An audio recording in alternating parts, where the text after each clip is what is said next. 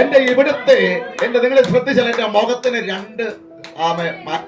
രണ്ടിതായിട്ട് കാണാൻ പറ്റും. ಎನ್ನ ಮುಖ ശ്രദ്ധിച്ചു ನೀವು ನನ್ನ ಮುಖವನ್ನ ಗಮನಿಸಿ ನೋಡಿದ್ರೆ ಒಂದು ಭಾಗ ಒಂದು ರೀತಿ ಇನ್ನೊಂದು ಭಾಗ ಇನ್ನೊಂದು ರೀತಿ ಕಾಣುತ್ತೆ. ചെറുതും ഈ സൈഡ് കുറച്ച് വലുതുമായി. ಈ ಸೈಡ್ ನನ್ನ ಮುಖ ಸ್ವಲ್ಪ ಚಿಕ್ಕದು, ಈ ಸೈಡ್ ಸ್ವಲ್ಪ ಕರೆಕ್ಟ್ ಆಗಿದೆ. എന്താ കാരണം അറിയാമോ? ಕಾರಣ ಏನ್ ಗೊತ್ತಾ? എന്റെ 4ാമത്തെ വയസ്സിൽ പിശാചിനെ കൊല്ലാൻ ശ്രമിച്ചു. ನನ್ನ 4ನೇ ವಯಸ್ಸಲ್ಲಿ ಸೈತಾನ್ ನನ್ನನ್ನ ಸಾಯಿಸುವುದಕ್ಕಾಗಿ ನೋಡಿದ. വലിയ വീഴ്ചയിൽ ಈ ಸೈಡ್ മൊത്തം ಸರಿಯಾದ ಒಂದು ಬೀಳುವಿಕೆಯಲ್ಲಿ ಈ ಸೈಡ್ ಪೂರ್ತಿ ಗಾಯ ಆಗಿ കണ്ണടക്കം പോട്ടದೆ ಕಣ್ಣು ಸಮೇತ ಹೋಗ್ಬೇಕಿತ್ತು. കാരണം യേശുവിന് വേണം.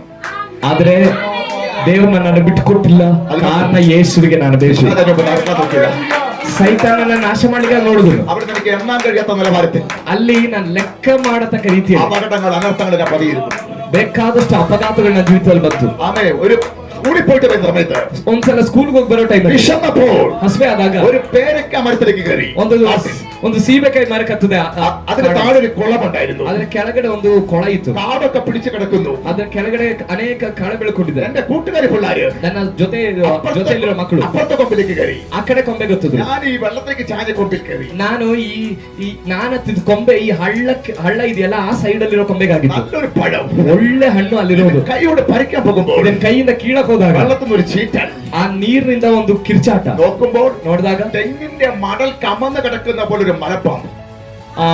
ಒಂದು ತೆಂಗಿನ ಮರದ ಕಾಂಡ ಬಿದ್ದಿರುವಂತ ರೀತಿಯಲ್ಲಿ ಒಂದು ದೊಡ್ಡ ಮಂಡಲದ ಹಾವು. അതിന്റെ മുകളിൽ ഞാൻ വിറച്ചു പോയി വീണ. ಅದರ ಮೇಲೆ ನಾನು ಇನ್ನೇನು ಟಚ್ ಆಗುತ್ತೇನೆ, ನಾನು ನಡುಗು ಬಿಟ್ಟೆ. ಅದಕ್ಕೆ ಚುಟ್ಟಿ ಎന്നെ ವಿഴുಗಿಯಾಳು. ಅದೇನಾದ್ರು ಸುತ್ತಕೊಂಡು ನನ್ನ ನುಂಗುದ್ರೆ എന്റെ ദൈവം അത്ഭുതമായിട്ട് എങ്ങനെ പിടിച്ചിരിക്കുന്നു. ನನ್ನ ದೇವರು ಯಾವ ರೀತಿಯಲ್ಲಿ ಅದ್ಭುತವಾಗಿ ನಾನು ಬಿಡುಗಡೆ ಮಾಡಿದ್ರು ಎಂಬುದಾಗಿ ನನಗೆ ಯೇಸುವಿನ ನಾಮದಲ್ಲಿ.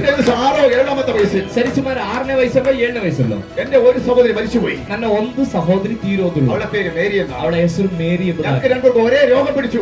ನನ್ನ ಸಹೋದರಿ ಆಗಿರೋ ನನಗೆ 6-7 ವಯಸ್ಸಿರುವಾಗ ನನ್ನ ಸಹೋದರಿಗೂ ನನಗೂ ಒಂದೇ ರೋಗ ಬಂತು. മാരക രോഗമായിരുന്നു. ಅದು ಮರಣಕರವಾದ ರೋಗ. ശരീരം മുഴുവൻ നീര് കയറി. ಶರೀರವೆಲ್ಲ ಊದ್ಕೊಳ್ತು. ആ കാലത്ത് ബസ്സുകളില്ല. ಆ ಕಾಲದಲ್ಲಿ ಬಸ್ಗಳಿಲ್ಲ. മല ഏരിയയിൽ താമസിക്കുന്നു.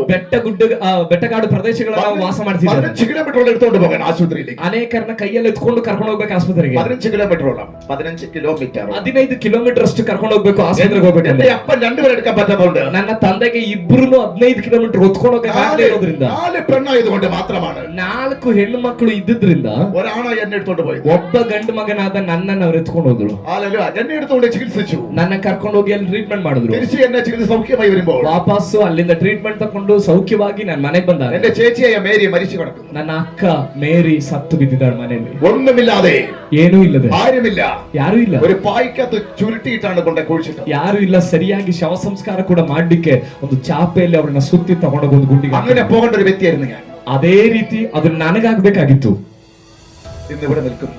ಆದ್ರೆ ಇವತ್ತು ನಾನು ಇಲ್ಲಿ ನಿಂತಿದ್ದೇನೆ. യേശു വരാൻ ഒരു കാരണം. ಯೇಸು ನನ್ನ ಬಳಿಗೆ ಬರ್ಲಿಕ್ಕೆ ಒಂದು ಕಾರಣ. യേശുവിന്റെ വീട്ടിൽ വരാൻ ഒരു കാരണമുണ്ട്. ಯೇಸು ನನ್ನ ಮನೆಗೆ ಬರ್ಲಿಕ್ಕೆ ಒಂದು ಕಾರಣವಿದೆ. കേൾക്കുന്ന ദൈവമക്കളെ, ಇವತ್ತು ನನ್ನ ಶಬ್ದ ಕೇಳೋ ದೇವರ ಮಕ್ಕಳೇ, ആ പാട്ട് പാടിയതുപോലെ ಆ ಹಾಡು ಆಡಿದ ಹಾಗೆ ജനിಸಿದ ഇതുവരെയും ಜನಿಸಿದ ದಿನದಿಂದ ಇಲ್ಲಿಯ ತನಕ കാക്കുന്ന യേശുവിനെ, ಕಾಪಾಡುವ ಯೇಸುವನ್ನ, കാത്തുകൊണ്ടിരിക്കുന്ന യേശു, ಆ ಕಾಯುತ್ತಿರುವ ಯೇಸು, അവൻ വരാൻ ഒരു കാരണമുണ്ടെന്ന് ಆತನು ಬರುವುದಕ್ಕೊಂದು ಕಾರಣವಿದೆ. പിശാച് പോരാടി ಸೈತಾನನ ಹೋರಾಟ തകർത്തുകൊണ്ടിരിക്കുന്ന കുടുംബത്തിലേക്ക് ಅದರಲ್ಲಿ ನಾಶ ಮಾಡ್ತಿರೋ ಕುಟುಂಬಗಳಿಗೆ യേശു വരാൻ ഒരു കാരണമുണ്ട്. ಯೇಸು ಬರುವುದಕ್ಕೊಂದು ಕಾರಣವಿದೆ. പിശാച് കുടുംബത്തെ പോരാടിയതുകൊണ്ട്, ಸೈತಾನನ ಕುಟುಂಬದಲ್ಲಿ ಹೋರಾಡದ್ರಿಂದ ആരെങ്കിലും ഇന്ന് ജീവിതത്തിൽ ಯಾರಾದ್ರೂ ನಿಮ್ಮ ಜೀವಿತದಲ್ಲಿ പിശാച് തകർത്തുകൊണ്ടിരിക്കുന്നു, ಸೈತಾನ ನಿಮ್ಮ ನಾಶ ಮಾಡ್ತಾ ಇದ್ರೆ യേശു അവിടെ വരാൻ ഒരു കാരണമുണ്ട്. ಯೇಸು ಅಲ್ಲಿ ಬರ್ಲಿಕ್ಕೆ ಒಂದು ಕಾರಣವಿದೆ. ആർക്കും ചോദിക്കാൻ കഴിയത്തില്ല, ಯಾರು ಕೇಳಲಿಕ್ಕೆ ಆಗುವುದಿಲ್ಲ. എന്തിനാ വന്നത്? ನೀನ್ ಯಾಕೆ ಬಂದೆ ಎಂಬುದಾಗಿ സ്വർഗ്ഗത്തിലും ഭൂമിക്കും ಸಾರ್ವಕಾಲದಲ್ಲಿ ಭೂಲೋಕದಲ್ಲಿ സകല അധികാരവും ಎಲ್ಲ ಅಧಿಕಾರವು എനിക്ക് നൽകപ്പെട്ടിരിക്കുന്നു. ಆತನಿಗೆ ಕೊಡಲ್ಪಟ್ಟಿದೆ.